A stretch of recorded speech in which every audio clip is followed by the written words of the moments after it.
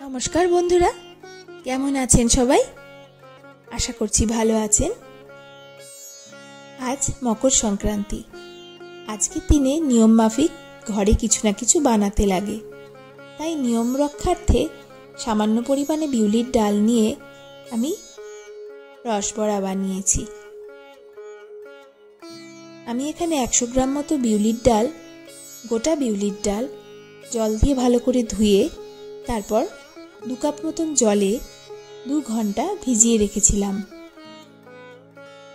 2 ঘন্টা পরে জলটা ভালো করে ছেঁকে নিয়ে এই যে বিউলির ডালটা ফুলে উঠেছে, এটাকে একটা মিক্সার গ্রাইন্ডার জারের মধ্যে নিয়ে নিয়েছি। আর এর মধ্যে দিয়ে দিয়েছি সামান্য পরিমাণে নুন আর 1 টিস্পুন মতন মৌরি। এবার এটাকে পেস্ট করেছি। পেস্ট করার মাঝে ঢাকনাটা খুলে সামান্য একটু জল দিয়েছি। এই পেস্টটা খুব স্মুথ হবে। এই পেস্টটাকে একটা বড় বাটির মধ্যে নিয়ে হাত দিয়ে খুব ভালোভাবে ফেটিয়ে নিয়েছি। যত ভালো ফেটানো হবে তত হাওয়া এর মধ্যে ঢুকবে আর তত ভালো হবে রসবড়া খেতে। ফেটানোটা হয়েছে সেটা বোঝার জন্য একটা জলের বাটির মধ্যে একটুখানি ফেলে দেখলাম ভেসে উঠেছে, তার মানে এটা হয়ে গেছে। এবার 100 গ্রাম বিউলি ডালের জন্য আমি নিয়েছি 350 গ্রাম চিনি। সেটা একটা সসপ্যানের মধ্যে নিয়ে তার থেকে ঠিক ডাবল জল দিয়ে একটা হালকা চিনির শিরা তৈরি করেছি।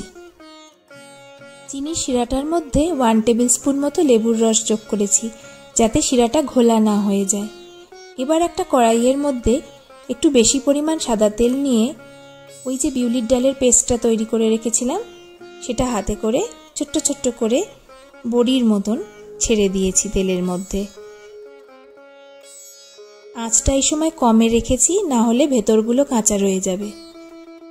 একটা সাইড ভাজা হয়ে গেলে একটা চামচ বা ফোর্কের সাহায্যে উল্টে উল্টে দিয়েছি। খুব কড়া করে এটা ভাজা হবে না, কম আঁচে খুব সুন্দরভাবে এটাকে ভাজতে হবে, ধৈর্য ধরে, যাতে পুড়ে না যায়। বাইরেটাও খুব লাল হবে না, আবার ভেতরটাও কাঁচা যাতে না থেকে যায়। 2 পিঠ সমানভাবে ভাজা হয়ে গেলে হাতা দিয়ে তুলে এগুলো টিস্যু পেপারের মধ্যে একটু নিয়ে নিয়েছি, যাতে এক্সেস অয়েলটা সোক হয়ে যায়। এবার একটু গরম থাকা অবস্থাতেই ওই বানিয়ে রাখা শিরার মধ্যে বড়াগুলো ডুবিয়ে দিয়েছি। তবে গ্যাসের ফ্লেম এই সময় কিন্তু অফ করে দিতে হবে। 15 থেকে 20 মিনিট ডুবিয়ে রেখে আমি রসবড়াগুলোকে তুলে নিয়েছি। বেশিক্ষণ ডুবে থাকলে সব ভেঙে যাবে। একটা বাটির মধ্যে নিয়ে ওপর থেকে একটু রস ছড়িয়ে দিয়েছি। খুবই লোভনীয় লাগছে দেখতে। টেস্ট করে দেখি তো কেমন হয়েছে।